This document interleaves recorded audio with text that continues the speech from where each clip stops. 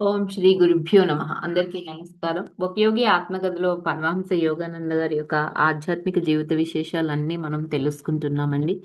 అందుట్లో భాగంగా మరి మనకి గాంధీ మహాత్ముడితో పరమహంస గారికి జరిగిన ఆధ్యాత్మిక అనుభవాల గురించి మనకి ఇక్కడ వివరిస్తున్నారండి. వీళ్ళు అతిథి గృహంలో అడుగు పెడుతూ ఉంటే అక్కడ ఎంతో నిరాడంబరత, ఆత్మత్యాగానికి నిదర్శనాలు చూసారండి. మళ్ళీ మరో మాటు కొత్తగా విస్మయం చెందారంట పరమహంస గారు. ఎందుకంటే గాంధీ గారి అపరిగ్రహ ప్రతిజ్ఞ.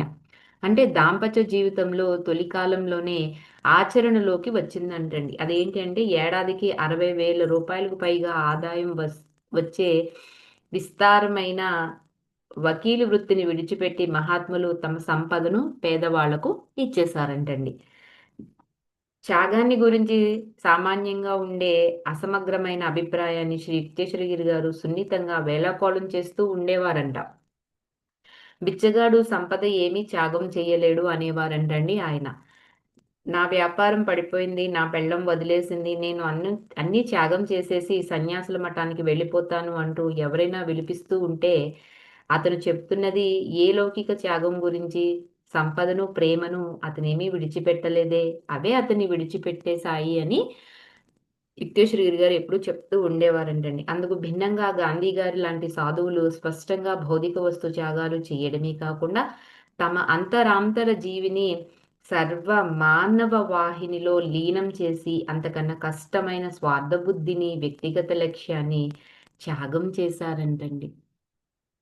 మహాత్ముల ధర్మపత్ని కస్తూరిబాయి. ఆమె విశిష్టురాలు. తన కోసం, పిల్లల కోసం ఆయన తన ఆస్తిలో భాగమేది కేటాయించి పెట్టనందుకు ఆమె ఎప్పుడూ కూడా ఆక్షేపించలేదంటండి. చిన్నతనంలోనే పెళ్లి అయిన గాంధీ గారు భార్య, నలుగురు కొడుకులు పుట్టిన తర్వాత బ్రహ్మచర్య వ్రతం ప్రారంభించారంట.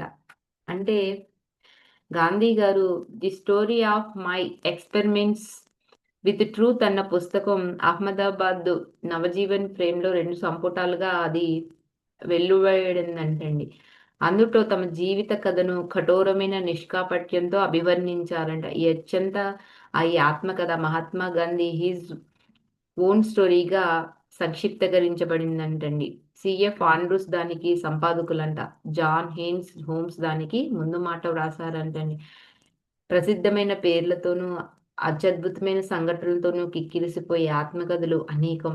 అంతరంగ విశ్లేషణ విషయంలో కానీ, వికాసానికి సంబంధించిన ఏ దశను గురించి కానీ దాదాపు పూర్తిగానే మౌనం వహిస్తాయి. ఈయన చాలా మంది ప్రసిద్ధ వ్యక్తుల్ని ఎరిగినవాడే కానీ, తనను తాను ఎన్నడూ తెలుసుకున్నవాడు కాదు అన్నట్టుగా ఒక రకమైన అసంతృప్తితో ఈ పుస్తకాలు పక్కకి నెట్టేస్తారంట చదువర్లు. గాంధీ గారి ఆత్మకథ విషయంలో ఇలాంటివి జరగటం అసంభవం. ఆయన తన తప్పుల్ని క్షమించండి. తమాషాల్ని వ్యక్తి ప్రమేయం లేని సత్యసంధతతో భయపెడతారంట. ఏ యుగ చరిత్రలో అయినా ఇట్లాంటివి జరగడం చాలా అరుదు అని చెప్తున్నారండి. వారి దాంపత్య జీవనం ఒక గంభీరమైన రూపకం. అందులో ప్రశాంతమైన ఆయన కస్తూరిబాయి భర్త అడుగుజాడల్లో నడిచి జైలుకు కూడా వెళ్లారు. 3 వారాల పాటు ఆయన ఉపవాసాలు చేసినప్పుడు ఆమె కూడా చేశారు. ఆయన వహించే లెక్కలేనన్ని బాధ్యతల్లో ఆమె తన వంతు పూర్తిగా బాధ్యతను వహించారంట. గాంధీ గారికి ఆవిడ ఈ విధంగా జోహార్లు అర్పించారు. మా యావత్ జీవిత సహచరునిగా, సహాయకురాలుగా ఉండే మహా అవకాశం పొందినందుకు మీకు ధన్యవాదాలు అర్పిస్తున్నాను. మన దాంపత్యం కామవాంఛ మీద కాకుండా బ్రహ్మచర్యం అంటే ఆత్మ నిగ్రహం మీద ఆధారపడి ప్రపంచమంతటిలోకి సర్వశ్రేష్టమైన దాంపత్యమైనందుకు మీకు ధన్యవాదాలు అర్పిస్తున్నాను. భారతదేశం కోసం మీరు చేపట్టిన జీవిత కృషిలో నన్ను మీకు సమానురాలుగా పరిగణించినందుకు మీకు ధన్యవాదాలు అర్పిస్తున్నాను. జోదంలోనూ, పందాల్లోనూ, స్త్రీలోత విషయంలోనూ, మద్యపానంలోనూ, పాటల్లోనూ తమ కాలాన్నంతటినీ వెచ్చింపచేసి చిన్ననాటి ఆట వస్తువులంటే తొందరగా విసిగెత్తిపోయే చిన్న పిల్లవాడి మాదిరిగా భార్య అన్నా, పిల్లలన్నా విసిగెత్తేసే భర్తల్లో మీరు ఒకరు కానందుకు మీకు ధన్యవాదాలు అర్పిస్తున్నాను. ఇతరుల శ్రమను దోచుకుంటూ ధాన్యం పండించటానికే తమ కాలాన్ని వినియోగించే భర్తల్లాంటి వారు మీరు కానందుకు ఎంతగా ధన్యవాదాలు చెప్పుకోవాలి అని ఆవిడ గాంధీజీ గారికి ఈ విధంగా జోహార్లు అర్పించారండి. లంచాల కన్నా దేవుడికి, దేశానికి మీరు అగ్రస్థానం ఇస్తున్నందుకు, మీకు దృఢ విశ్వాస బలం ఉన్నందుకు, భగవంతుడి మీద సంపూర్ణమైన ప్రగాఢ విశ్వాసం ఉన్నందుకు మీకు ఎన్ని ధన్యవాదాలు చెప్పుకోవాలో, నాకన్నా దేవుడికి, దేశానికి అధిక ప్రాముఖ్యతమిచ్చే భర్తకు భార్యనైనందుకు నేను ఎంతగా ధన్యవాదాలు చెప్పుకోవాలి. మన జీవిత విధానాన్ని మీరు అంత సంపన్న స్థితి నుంచి అంత స్వల్ప స్థితికి మారుస్తుంటే నేను సణుక్కుంటూ తిరగబడినప్పుడు నా కుర్రతనపు లోపాలకు మీరు ఓర్పు చూపించినందుకు మీరుకు కృతజ్ఞురాలిని. చిన్నపిల్లగా ఉన్నప్పుడు నేను మీ తల్లిదండ్రుల ఇంట్లో ఉన్నాను. మీ అమ్మగారు గొప్ప ఉత్తమురాలు. ఆవిడ నాకు చక్కని తర్ఫీదు ఇచ్చారు. ధైర్య సాహసాలు గల భార్య ఎలా ఉండాలో, నాకు భర్త కాబోయే తమ కుమారుడు ప్రేమను, గౌరవాన్ని ఎలా నిలుపుకోవాలో నేర్పారు ఆవిడ. ఏళ్లు గడుస్తూ ఉండగా మీరు భారతదేశానికి అత్యంత ప్రియతమ నాయకులయ్యారు. ఇతర దేశాల్లో తరచూ జరుగుతూ ఉండే మాదిరిగా భర్త విజయ సోపానాలు ఎక్కినప్పుడు భార్యను విడిచిపెట్టేసే దుస్థితి నాకు కలుగుతుందేనన్న భయము ఏమీ లేదు. మరణ సమయంలో సైతం మనం ఆలుమగలుగానే ఉంటామన్న సంగతి నాకు తెలుసు. కస్తూరిబాయి చాలా సంవత్సరాల పాటు ప్రజాద్రవ్యానికి కోశాధికారిణిగా పనిచేసేదండి. దైవ స్వరూపులుగా ప్రజలు మన్ననలందుకున్న మహాత్ములు కొన్ని కోట్ల రూపాయలు విరాళాలుగా సేకరించారు. గాంధీ గారు సమావేశానికి వెళ్లే ఆడవాళ్లు నగలు పెట్టుకుని వెళ్తే వాళ్ళు భర్తలకు బిరుకుగా ఉంటుందని భారతీయ గృహాల్లో నవ్వుకుంటూ కథలు కథలు చెప్పుకునేవారంట. ఎందుకంటే ఆయన వెళ్ళినప్పుడు విరాళాలు ఇమ్మంటే భార్యలు ఆ నగలు తీసి విరాళాలు ఇచ్చేసేవారండి. దళిత జాతి ఉద్ధరణకు శ్రమించే గాంధీ మహాత్ములు సమ్మోహక స్వరం సంపన్నుల బంగారు గాజుల్ని, వజ్రాల హారాల్ని ఆకర్షింపచేసి వాళ్ళ చేతుల నుంచి, మెడల నుంచి ఊడి చందాల బుట్టలో పడేటట్టు చేసేదంటండి. ఒకనాడు ప్రజానిధికి కోశాధికారిని అయిన కస్తూరిబాయి రూ. 4 ఎలా ఖర్చయ్యాయో లెక్క చెప్పలేకపోయింది. గాంధీ గారు ఆ నిధులకు సంబంధించిన లెక్కలు ఆడిట్ చేయించి ప్రచురిస్తూ తన భార్య నిర్వహణలో వచ్చిన రూ. 4 తేడాను నిర్దాక్షిణ్యంగా ఎత్తి చూపిస్తారండి. నేను ఈ కథ అమెరికన్ విద్యార్థుల క్లాసులో తరచుగా చెప్పేవాణ్ణి. ఒకనాడు సాయంత్రం హాలులో ఒకామె ఆగ్రహ ఆవేశంతో ఊగిపోయిందంటండి పరమహంస గారు చెప్పేటప్పుడు. మహాత్ముడయ్యి అయినా కాకపోయినా ఆయన కనుక నా మొగుడయ్యుంటే అనవసరంగా చేసిన అటువంటి బహిరంగమైన అవమానానికి మొహం మీద ఒక గుద్దు గుద్దేదాన్ని అంటూ ఆవిడ అరిచిందంట.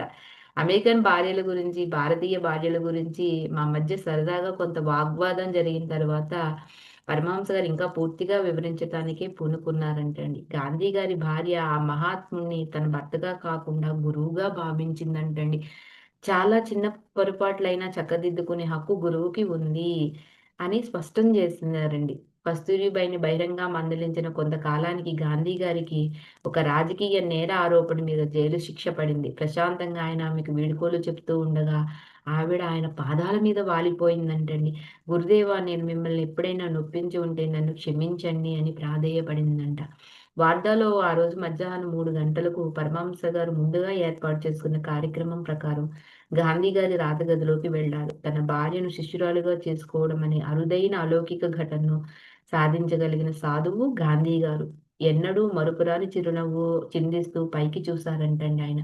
మహాత్మాజీ అంటూ ఆయన పక్కన ఉత్తిచాప మీద కూర్చుంటూ అహింసకు మీ నిర్వచనం ఏమిటో చెప్పండి అని పరమహంస గారు అడుగుతారండి. మనస్సులో కానీ చేతలో కానీ ఏ జీవికి హాని చేయకుండా ఉండటమే అహింస అని ఆయన చక్కటి అర్థాన్ని తెలియజేశారండి.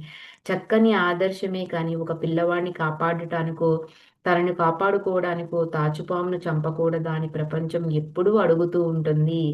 నిర్భయం అహింస అన్న నా ప్రతిజ్ఞల్లో రెండిటిని ఉల్లంఘించకుండా నేను తాచుపాముని చంపలేను. అంతకంటే ప్రేమ స్పందనలతో ఆ పామును శాంతపరచడానికి మానసికంగా ప్రయత్నిస్తాను. నా పరిస్థితులకు అనుగుణంగా ఉండాలి కదా అని నేను నా ప్రమాణాల్ని దిగదార్చలేను. తమకు సహజమైన చిత్తశుద్ధితో గాంధీ గారు ఇంకా ఇలా అన్నారని, ఏ మాట కామాటే చెప్పుకోవాలి. ఒక తాచుపామే కనుక ఎదురైతే నేను నిర్భయంగా ఇలా కబుర్లు చెప్పలేను. పథ్యం గురించి ఇటీవలే వెలువడ్డ పాశ్చాత్య గ్రంథాలు కొన్ని ఆయన బల్ల మీద ఉన్నాయి. వాటి గురించి కూడా వ్యాఖ్యానించారంట పరమహంస గారు. అవును, పథ్యం అన్నది ప్రతి చోట ఎంత ముఖ్యమో సత్యాగ్రహ ఉద్యమంలో కూడా అంతే ముఖ్యమని ముసిముసి నవ్వుతూ అన్నారండి. సత్యాగ్రహులకు పరిపూర్ణమైన నిగ్రహం ఉండాలని ఎప్పుడూ చెప్పేవాడిని కనుక బ్రహ్మచర్యం పాటించేవాడికి తగిన ఉత్తమ ఆహారం ఏమిటో కనుక్కోవటానికి ఎప్పుడూ ప్రయత్నిస్తూనే ఉన్నాను అంటున్నారు గాంధీ గారు. ప్రజాజనిక కారక సహజాతాల్ని అదుపులో పెట్టుకోవడానికి ముందు జిహ్వను జయించాలంట. అద్దాకలిగా ఉండటం కానీ, అసంతులిత ఆహారం తీసుకోవటం కానీ దానికి ఉపాయం కాదు అని చెప్తున్నారు. తిండి కోసం లోపల ఉండే అత్యాశను మొదట జయించి, ఆ తరువాత అవసరమైన విటమిన్లు, ఖనిజాలు, క్యాలరీలు మొదలైనవన్నీ కూడా ఉండే సాత్విక ఆహారం తింటూ ఉండాలి సత్యాగ్రహి.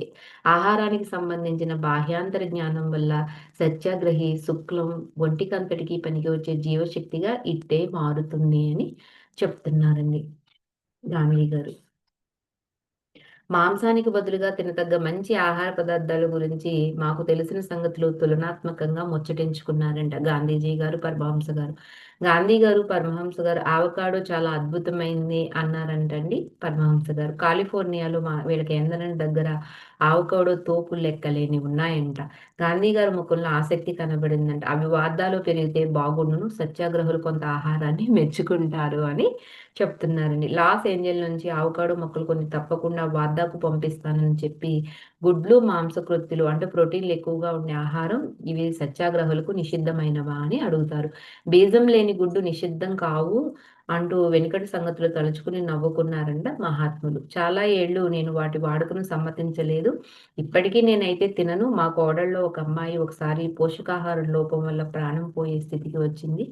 ఆమె గుడ్లు తిని తీరాలని పట్టుబట్టారు డాక్టర్లు. నేను ఒప్పుకోలేదు. దాని బదులు మరొకటి చెప్పమన్నాను అంటున్నారు. గాంధీజీ బీజం లేని గుడ్లలో శుక్లం ఉండదు. అందులో హత్య ఏమీ ఉండదు అన్నాడంటండి డాక్టర్ గారు.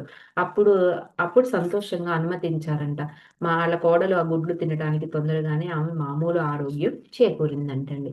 అంతకు ముందు రోజున గాంధీ గారు లాహిరి మహాశయుల క్రియాయోగ దీక్ష తీసుకోవాలన్న కోరికను వెల్లడించారంట. ఆయన చిత్తశుద్ధికి ప్రవృత్తికి ఎంతో ముగ్ధుడైపోయారండి పరమహంస గారు. దైవాన్వేషణ విషయంలో ఆయన చిన్న పల్లెవాడి మోస్తరు, అలాంటి వాళ్ళదే స్వర్గరాజ్యం అంటూ యేసుక్రీస్తు పిల్లల్ని ప్రశంసించాడు. గాంధీ గారు కూడా అటువంటి పరిశుద్ధ గ్రాహకతకి వెల్లడయిందంట. ఈయన మాట ఇచ్చిన దీక్షా సమయం వచ్చిందండి. కొందరు సత్యాగ్రహులు క్రియాయోగ దీక్ష తీసుకోదలిచి శ్రీ దేశాయి, డాక్టర్ పింగళి మరికొందరు గదిలోకి వచ్చారంట. పరమహంస గారు మొదట చిన్న తరగతికి శారీరకమైన యోగదా అభ్యాసాలు నేర్పారండి. శరీరం 20 భాగాలుగా ఉన్న సంగతి అంతరంగికంగా దర్శిస్తారంట.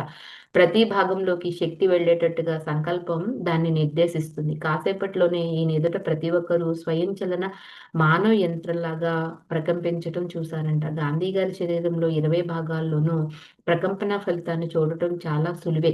చూసేవాళ్ళకి ఆయన శరీర భాగాలు ఎప్పుడూ పైకి కనిపిస్తూనే ఉంటాయి. ఆయన చాలా సన్నగా ఉన్నా వికారం అనిపించేటంత బక్కగా ఉండరు. ఆయన ఒంటి మీద చర్మం నున్నగా ముడతలు లేకుండా ఉంటుంది. గాంధీ గారు చిన్నవి, పెద్దవి కూడా చాలా ఉపవాసాలు చేశారంట. ఆయన ఆరోగ్యం చాలా మంచిది. ఆహ్, diet and diet reforms, nature cure కి టు హెల్త్ అన్న ఆయన పుస్తకాలు భారతదేశంలో అహ్మదాబాద్‌లో నవజీవన్ పబ్లిషింగ్ హౌస్ వాళ్ళ దగ్గర దొరుకుతాయంటండి. ఆయన అక్కడ 2 పుస్తకాలు డైట్ రిఫార్మ్ అలాగే natural cure key to health అన్న 2 పుస్తకాలు కూడా. తరువాత పరమహంస గారు వాళ్ళకి ముక్తిదాయకమైన క్రియాయోగ ప్రక్రియ ఉపదేశిస్తారండి. మహాత్ములు ప్రపంచ మతాలన్నిటినీ శ్రద్ధాశక్తులతో అధ్యయనం చేశారు. జైన గ్రంథాలు, బైబిలు, కొత్త నిబంధన గ్రంథం, టాల్స్టాయ్ సమాజ శాస్త్రీయ రచనలు, గాంధీ గారి అహింసా సిద్ధాంతపరమైన దృఢ విశ్వాసాలకు ప్రధానమైన ఆచారాలు. ఈ 3 కూడా ఆయన తమ అభిమతాన్ని వ్యక్తం చేశారంటండి. ఎందుకంటే గాంధీ గారు పాశ్చాత్య రచయితల గ్రంథాల్ని కూడా నిశితంగా అధ్యయనం చేశారంట. బైబిలు, ఖురాను, జంద్ అవెస్తా అన్నవి వేదాల్లాగానే దైవ ప్రేరితాలేనని నమ్ముతాను. గురు సాంప్రదాయాన్ని విశ్వసిస్తాను. కానీ ఈ కాలంలో అనేక లక్షల మంది గురువు లేకుండానే పోవలసి వస్తుంది. దానికి కారణం పరిపూర్ణ పరిశుద్ధత, పరిపూర్ణ విద్వత్తత. సుమారు 10,000 సంవత్సరంలో జొరాస్ట్రన్ పర్షియాకు ప్రసాదించిన పవిత్ర గ్రంథం జంద్ అవెస్తా అండి. ఈ 2 ఉన్నవారంట చాలా అరుదైపోతున్నారంట. ఏవి 2? పరిపూర్ణ పరిశుద్ధత, పరిపూర్ణ విద్వత్తత. కానీ ఎవరు తమ మతానికి సంబంధించిన సత్యాన్ని ఎప్పటికీ తెలుసలేకపోతున్నామని నిరాశ పడక్కర్లేదు అంటున్నారు. ఎంచేతంటే తక్కిన గొప్ప మతాలన్నిటిలోనూ కూడా మౌలికాంశాల్లాగే హిందూ మత మౌలికాంశాలు కూడా మార్పు చెయ్యరనేవి సులువుగా తెలుసుకోగలవి అని చెప్తున్నారు. ఫ్రెండ్స్ మిగతాది మరి రేపు తెలుసుకుందామండి. Thank you for watching. Like చేయండి, షేర్ చేయండి. మీ విలువైన అభిప్రాయాలన్నీ కూడా తెలియచేయండి. జై గురుదత్త.